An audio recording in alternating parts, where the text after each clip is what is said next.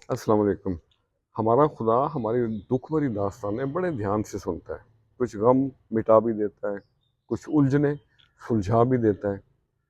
لیکن اگر سارے ہی غم، ساری الجھنیں سلجھ جائیں تو آدمی اور اس کے درمیان میں بات چیت ذرا کم ہو جاتی ہے۔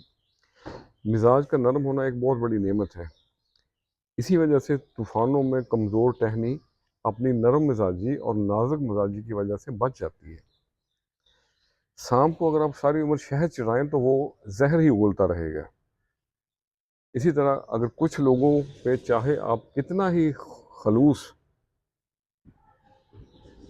برتائیں، خلوص سے ملیں ان کو، وہ ڈسنے سے باز نہیں آئیں گے، کیونکہ فطرت کبھی نہیں بدلتی۔ اللہ کے ہیں روپ نرالے، کہیں اندھیرا تو کہیں اجالے۔ تو آج پھر میں نے قدرت کی شاہکاروں میں ہی سے ایک شاہکار پہ کچھ لکھا ہے، یعنی چاند کے اوپر کچھ لائنیں ایک دفعہ پھر لکھی ہیں، تو آپ دوستوں سے بھی شیئر کرتے ہیں۔ تو عرض کیا ہے، حسین چاند۔ آسمان کی شان ہے یہ حسین چاند، دکھی دلوں کی جان ہے یہ حسین چاند، نٹ کٹ کرے اشارے ہمیں یہ دور سے، تاروں کے سنگ سلطان ہے یہ حسین چاند، بادلوں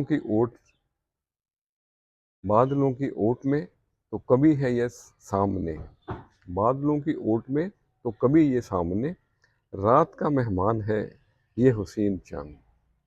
اور اگلا شعر ہے، باتیں کریں چاند سے ساری ساری رات ہم، پیار سے انجان ہے یہ حسین چاند، آسمان کی آنکھ رکھے نظر سب پہ یہ، خالق کی پہچان ہے یہ حسین چاند۔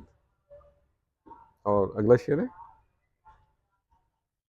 مایوس من کے لیے کرن ہے یہ امید کی، مایوس من کے لیے کرن ہے یہ امید کی، پورے کرے ارمان یہ حسین چاند۔ تو آج کے لیے اتنا ہی۔ سہنے والوں کو اگر صبر آ جائے تو کہنے والوں کی اوقات دو کوڑی کی رہ جاتی ہے۔ خوش رہے اور سب کے ساتھ آسانیوں کا سبب بنے۔ السلام علیکم۔